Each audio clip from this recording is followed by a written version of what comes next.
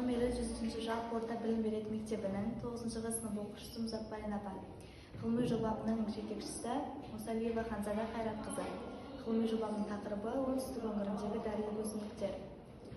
Ғылыми жобамның мақсаты жас ұрпақ өз елінің, жерінің қаншалықты бай екенін, флорасының бай екенін білу және де өсімдіктердің биологиялық ерекшеліктерімен, емдік қасиеттерімен танысу. Міндеттері оқушылар емдік қасиеттерімен қоса биологиялық ерекшелігін танып білуі және де олар туралы нақты әрі толық ақпарат берілу. Қазақстан флорасы бай ең керемет мемлекеттердің қатарында және де өсімдіктер әлемін, адам әлемін, өсімдіктер әлемімізді елестету мүмкін емес. Сол себепті ата-бабамыздың өзі өсімдіктерді сонау көне дәуірден бастап қолданып, оларды өз қажетіне жарата бастаған. Қазіргі таңда көптеген дәрілік өсімдіктер ысырапшылдықпен пайдаланылып, кейбіреулері жойылу үстінде, ал кейбіреулері мүлдем жоқ десек те болады. Сол себепті жас ұрпақты және де адамдарды дәрілік өсімдіктерді ысырапшылдықпен пайдаланбай, оларды баптап күтуге шақырамын. Қазақстанда 6000-нан астам дәрілік өсімдіктер бар, алайда олардың 500 түрі ғана белгілі бір препараттар немесе таблеткалар шығару үшін препарат ретінде қолданылады. Алайда 6000 өсімдіктің 80% жүрек қан тамырлары ауруына ем бола алады және де 70% бүйрек, бауыр, асқазан ішек жолдары ауруына препарат ретінде қолданса болады. Және де 6000 өсімдіктің 40% түрі дәрілік өсімдіктерді препарат ретінде қолдануға болады. Және де басқа елдерге қарағанда Қытай, Индия және де Жапония елдері осы салада айтарлықтай қарқынды даму үстінде. Оған дәлел Қытай фармакологы Ли Шижен өзінің 27 жылдық тәжірибесінің нәтижесінде 52 томдық дәрілік еңбек шығарады. Ол еңбекте 2000-нан астам дәрілік өсімдіктердің биологиялық ерекшеліктері мен олардың қандай ауруға ем шипа болатыны толық әрі нақты көрсетілген. Халықтық медицинаны қолдап, балалар мен адамдардың ағзасын химиялық препараттармен уламай, оларды халықтық медицинаға жүгінуді насихаттаймын және де сіздерге ұсынамын. Бүгінгі ғылыми жобамда өзімнің қаламның дәрілік өсімдіктер туралы ақпарат беретін боламын. Олар адыраспан, жолжелкен, жиде және де жантақ өсімдіктері. Осы 4 өсімдіктің, дәрілік өсімдіктің биологиялық ерекшеліктерін және де емдік қасиеттерін сізге толық әрі нақты көрсететін боламын. Жантақ бұршақ тұқымдасына жататын көп жылдық өсімдік болып табылады. Тамыры 25 немесе 30 сантиметрге дейін барады, гүлі қызыл немесе басқа түстерде болып келеді. Және де жантақтың оңтүстікте өсетін өсімдігін түйетікен деп атайды. Түйетікен деп атау себебі бұл жантақ оңтүстік өңірінде түйелердің сүйбейтін шөбі болғандықтан осылай аталып кеткен. Және де асқазанда немесе ішек жолдарында жара болған кезде сол емдерге ем бола алады. Ол үшін 100 грамм тамырының үгітіндісін 300 грамм суға 2 сағат қайнатып, және де оны газға 3 минут қайнатамыз.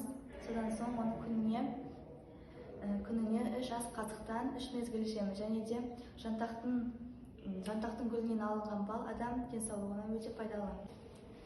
Жолжелкен қорғасын шөптер тұқымына жататын 1 жылдық өсімдік болып табылады.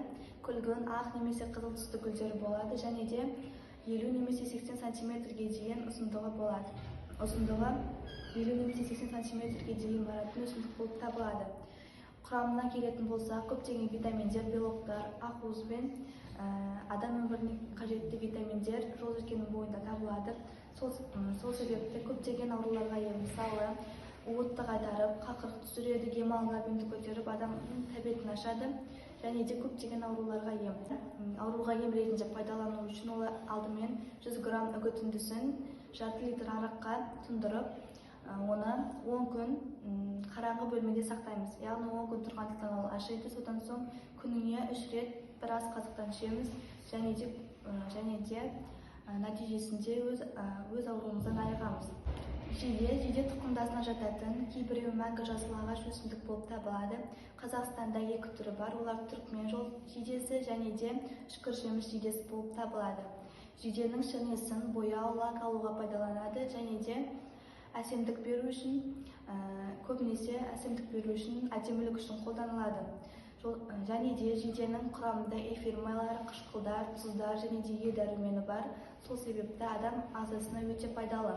Ас қорытуға, іш ауруына, іш қатқанда және де басқа ауруларда өзінің емі шипасын көрсетеді. Және де гүлдері күміс түсті болады. Құрамында эфир май болғандықтан, көптеген ауруларға ем болғандықтан, жиденің балы адам ағзасына өте пайдалы. Қорытындылай керек, кейінгі кезде дәрілік өсімдіктер препараттар немесе таблеткалар шықса да өз маңызын ешқашан жоғалтпайды.